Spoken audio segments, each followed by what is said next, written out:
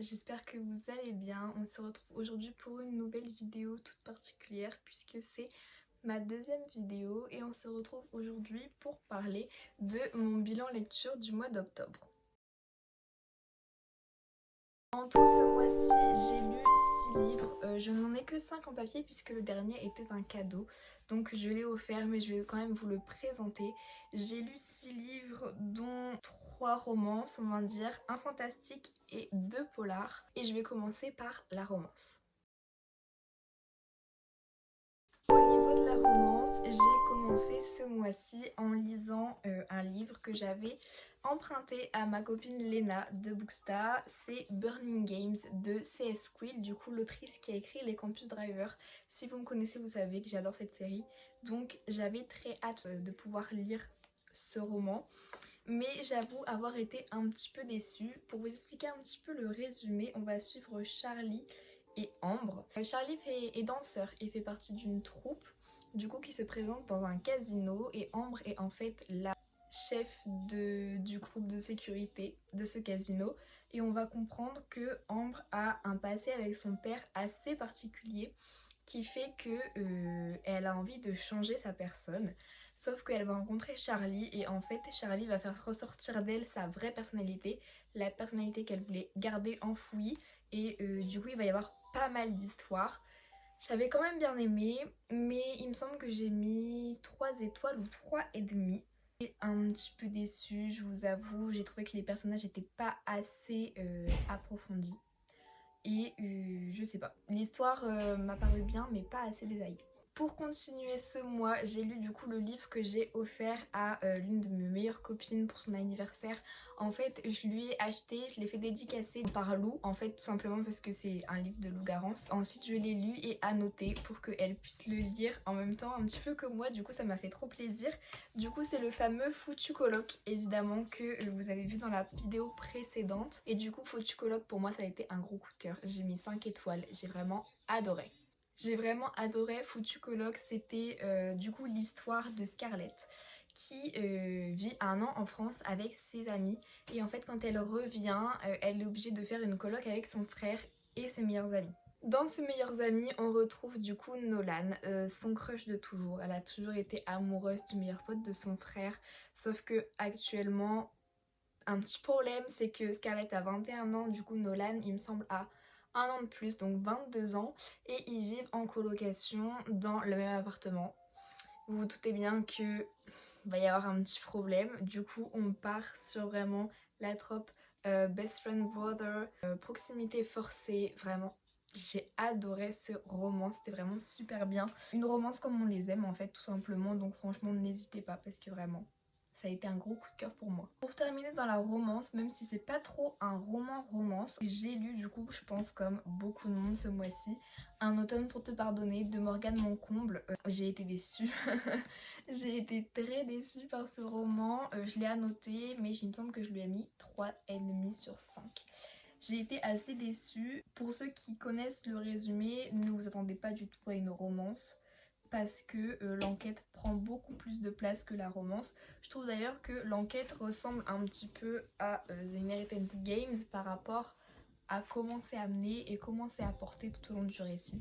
Du coup, pour ceux qui ne connaissent pas du tout l'histoire, on va suivre du coup Lou et Camélia. Il faut savoir qu'ils se connaissent depuis le lycée et au lycée, quand ils se sont rencontrés, le groupe d'amis de Lou a commencé à harceler Camélia. Du coup, Rory et toute la bande en fait tout simplement. On comprend au fur et à mesure du début vraiment, je pense dans le prologue chapitre 1, on comprend que Lou et Rory étaient meilleurs potes et sont devenus au fil du temps amants plus que meilleurs amis. Sauf que Rory a quand même une copine de son côté mais continue de voir Lou, du coup c'est un petit peu compliqué. Et en fait c'est un groupe d'amis riches, donc vous savez tout ce qui est concurrence entre riches, jalousie, etc. On va beaucoup retrouver ça dans ce roman.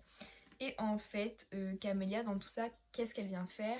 Elle est en études de droit pénal et criminel je crois. Je vous spoil rien, tout est marqué dans le roman. Rory va être retrouvé mort dans la voiture de Lou. Donc forcément tout est fait pour pouvoir accuser Lou. Et Camélia va décider de le représenter et d'essayer de le faire sortir de prison. Et en fait du coup Camélia et Lou vont enquêter à deux pour découvrir qui est le tueur de Rory. Et voilà. Donc c'est vraiment un livre beaucoup plus enquête que romance. La romance est présente mais la romance est vraiment en second plan. Pour moi, elle était même quasiment inutile parce que pour moi, l'enquête suffisait. Mais après, je suis une lectrice de polar et de thriller. Donc, en soi, la romance dans une enquête, je m'en fiche un petit peu. Donc, pour moi, c'était pas essentiel à l'histoire. Après, c'est quand même du Morgane Moncomble. Donc, un livre sans romance, ça aurait été un petit peu compliqué. Mais je vais vous expliquer pourquoi j'ai été déçue. En fait, on m'a vendu ce livre avec un plot twist incroyable. Asseyez-vous, le plot twist n'est pas incroyable. En fait, je peux comprendre que le plot twist puisse choquer et étonner certaines personnes. Les lecteurs et lectrices essentiellement de romance vont forcément être surpris par le plot twist. Mais quand vous avez l'habitude de lire des polars, des thrillers, des romans policiers tout simplement, c'est une trope qui est assez connue en fait dans ce milieu. Et du coup, quand j'ai découvert qui était le meurtrier de Rory, j'étais un petit peu déçue. Vraiment, je m'attendais pas du tout à ça. Moi j'avais une théorie assez particulière et j'aurais trop aimé que ce soit ma théorie qui gagne parce que vraiment ça aurait fait quelque chose au livre, alors que là la théorie qui a été choisie, elle peut être assez surprenante pour, comme je dis, les lecteurs et lectrices de romance uniquement, mais je vous avoue que pour moi j'étais un petit peu déçue parce que c'est quand même une trope qui revient assez régulièrement dans le polar. Donc je vous avoue que quand j'ai lu la fin, j'étais un peu en mode bon, pas fou. Et en plus de ça, ma copine Éléonore m'a demandé de faire un résumé du livre, enfin de la spoiler carrément. Parce que quand elle a vu que j'avais pas beaucoup aimé, sachant que elle a pas du tout aimé l'As de cœur, elle m'a dit spoil-moi. Et en fait, en lui expliquant tout le livre, toute l'enquête et toute la trame de l'histoire, en fait, je me suis rendu compte à quel point ce livre avait énormément d'incohérences et que ça partait un peu dans tous les sens en fait. Après vous avoir donné mon avis sur Morgane Moncomble, Un automne pour te pardonner, on se retrouve du coup pour la petite catégorie polar slash thriller. J'ai lu un polar et un thriller ce mois-ci de deux auteurs du Nord que j'ai rencontrés sur un salon du polar à Berck-sur-Mer. Ils sont adorables tous les deux. Il y en a une plutôt, j'ai déjà lu ces deux premiers polars que j'ai adorés, mais mon préféré c'est vraiment le troisième, celui que j'ai lu ce mois-ci, il est incroyable. Et l'autre auteur, c'était mon premier livre de lui, le reste est juste au-dessus, j'en ai encore 3. Et j'ai adoré le premier, donc je pense que je vais dévorer les autres, vraiment. Le premier ce mois-ci, j'ai lu Jeu de piste du coup de Christophe Piteux, c'est le thriller. Pour vous expliquer un petit peu, on va suivre l'histoire d'un meurtrier, plutôt un serial killer carrément, qui tue ses victimes à Lille. Donc clairement Lille c'est près de chez moi, donc déjà quand les meurtres se passent près de chez vous, vous êtes un petit peu en mode bon voilà, voilà, c'est particulier. Et ce que j'ai vraiment beaucoup aimé dans ce livre, c'est qu'on a des chapitres au point de vue du tueur. Moi j'aime beaucoup avoir des chapitres du point de vue de l'enquêteur parce que comme ça on voit comment ils avancent, etc.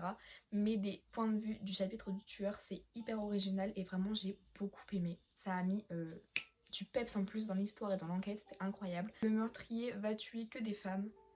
Mais c'est un meurtrier un petit peu spécial parce que les modes opératoires vont changer tout le temps. Et du coup on pourra pas dire qu'au début on va se demander s'il n'y a pas plusieurs meurtriers. Et en fait c'est un homme qui déteste les femmes par rapport à un traumatisme qu'il a eu dans son enfance. Et j'ai vraiment adoré ce livre, vraiment incroyable. Un thriller incroyable, enquête policière incroyable. Les personnages hyper attachants, vraiment l'enquêteur incroyable. Je vais arrêter de dire incroyable, mais j'ai vraiment beaucoup aimé et je pense que je vais me faire la suite très vite. J'ai lu le tome 1 et vraiment il me semble que j'ai mis 5 étoiles ou 4, mais j'ai vraiment trop aimé. De la même autrice que Dernière été sur la côte et Un bien bel endroit pour mourir, j'ai lu du coup La malédiction de Reggio de Rosalie Lowy. Il est sorti en plus au mois d'octobre. Et je l'ai dévoré, il était incroyable, je ne l'ai pas annoté, actuellement c'est ma mère qui est en train de le lire parce que ma mère a adoré les deux premiers aussi. C'était vraiment beaucoup trop bien. En fait dans ces deux tomes vous allez suivre Marcus et Zoé, du coup Marcus inspecteur et Zoé journaliste. Et en fait on va encore une fois les retrouver dans ce roman-là. C'est encore plus près de chez moi parce que c'est Wimereux, Boulogne-sur-Mer, bref c'est vraiment là où je vais faire mes études. Donc comment vous dire que j'avais pu voir ma ville pareil, mais c'était vraiment très bien. Ça mélange un petit peu une histoire qui se passe en Italie en 1970 et du coup ce qui se passe en 2022. Avec des enlèvements, etc. En fait, c'est plus une histoire d'enlèvement et de malédiction familiale plutôt qu'il y a un meurtre et l'enquêteur enquête pour savoir qui a tué. Et j'ai trouvé ça beaucoup trop bien, c'était beaucoup trop prenant. L'autrice, je pense, fait partie de mes autrices préférées. Niveau polar, c'est sûr.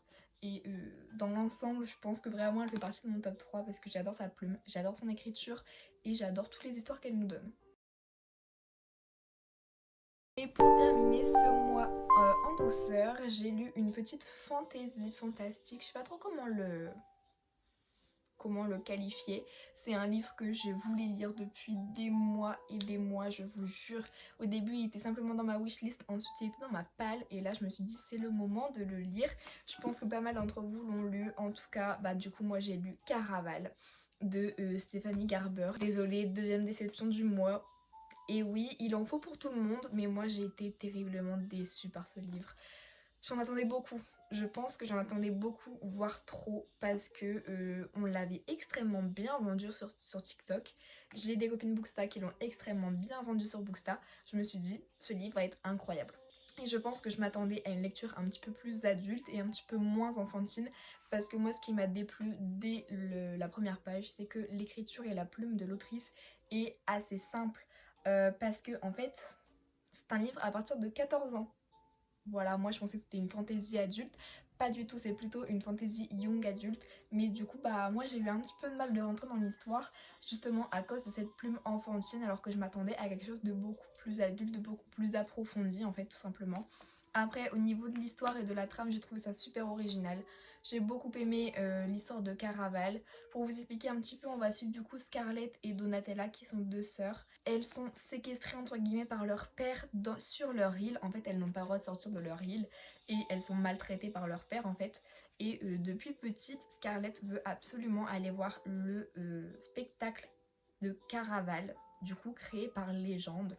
Et en fait c'est un spectacle jeu, c'est à dire que les gens peuvent y participer et du coup faire les jeux et à la fin gagner quelque chose ou bien simplement être spectateur de ce jeu. Scarlett n'y croit pas évidemment, elle pense ne jamais pouvoir y aller et y assister jusqu'au jour où alors qu'elle est à deux doigts de se marier avec un inconnu par un mariage arrangé tout simplement, elle reçoit les invitations de Légende pour participer à Caraval. Il y a un marin, Julien, qui emmène Donatella et Scarlett sur l'île où se déroule Caraval. Et lorsque Scarlett et Julien arrivent sur l'île, Donatella est kidnappée par Légende. Et en fait, Scarlett va comprendre qu'elle doit participer au jeu pour pouvoir sauver sa sœur. J'ai trouvé vraiment cette histoire assez originale et hyper prenante par rapport à son intrigue. Moi vraiment ce qui m'a dérangée, je vous dis, c'est la plume de l'autrice en fait et le vocabulaire utilisé. Je m'attendais à vraiment quelque chose de plus adulte, plus... Je ne saurais pas comment le qualifier, mais vraiment moi c'est la plume qui m'a dérangée, sinon l'histoire était vraiment hyper bien. Les personnages étaient assez attachants, j'ai vraiment adoré le personnage de Julien. Et le plot twist de fin est assez... J'avoue que j'étais un petit peu surprise parce que tout au long du livre en fait on essaye de vous mettre en tête certaines idées et en fait à la fin on vous détruit tout. Du coup je vous avoue que j'étais un petit peu surprise qu'il y a une suite, mais je vous avoue que je sais pas encore trop si je vais la lire ou pas, même si on m'a dit que le tome 1 n'était pas le meilleur de la trilogie je crois. Caraval, il me semble que pareil, j'ai dû mettre 3,5 étoiles sur 5. Pourtant j'en attendais beaucoup, vraiment je voulais adorer ce livre. J'étais un petit peu déçue mais je suis contente de l'avoir lu. Au moins je l'ai lu et je me suis fait mon propre avis. Et je lirai peut-être la suite quand j'aurai terminé ma palle immense. Mais voilà mon avis. Voilà pour mon petit bilan du mois d'octobre. J'ai quand même réussi à lire 6 livres malgré la charge de travail que j'ai en cours. Je pense pas que le mois de novembre sera aussi incroyable, je vous préviens. Le mois de décembre encore moins.